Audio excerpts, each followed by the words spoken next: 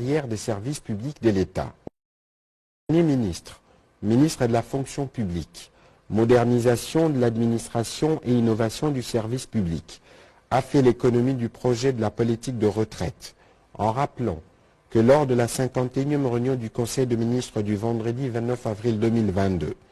le président de la République, chef de l'État, avait instruit son ministère de prendre des dispositions de mise à la retraite des agents de carrière et services publics de l'État. Notre gouvernement, a-t-il indiqué,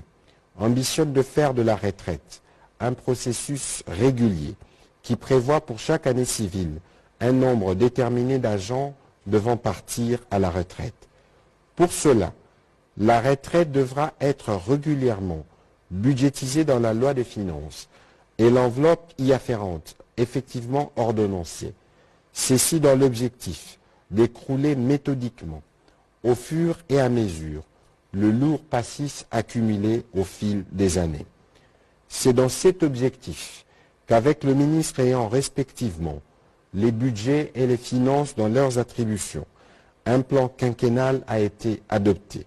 lequel prévoit la mise à la retraite d'un effectif global de 300 000 agents publics éligibles d'ici 2026, dont 10 000 prévus pour un départ urgent d'ici décembre 2022 à concurrence de 4 000 agents à retraiter d'ici la fin du mois d'août et pour lequel le gouvernement a déjà disponibilisé les fonds nécessaires, 6 000 agents pour un impact financier de 59 60 472 $, dont le financement est attendu notamment de certains bailleurs. Pour l'année 2023,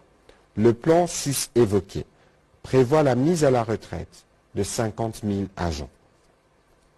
Ce processus permettra à terme d'aérer les cadres organiques des administrations, de garantir les avancements en grade et de faciliter les rajeunissements. Le vice-premier ministre, ministre de la fonction publique, modernisation de l'administration et innovation du service public, a par ailleurs mis un accent particulier sur la révalorisation de la base des calculs des indemnités de fait de carrière avec à la clé, hormis l'augmentation progressive du salaire de base, une majoration substantielle de l'indemnité forfaitaire de rapatriement.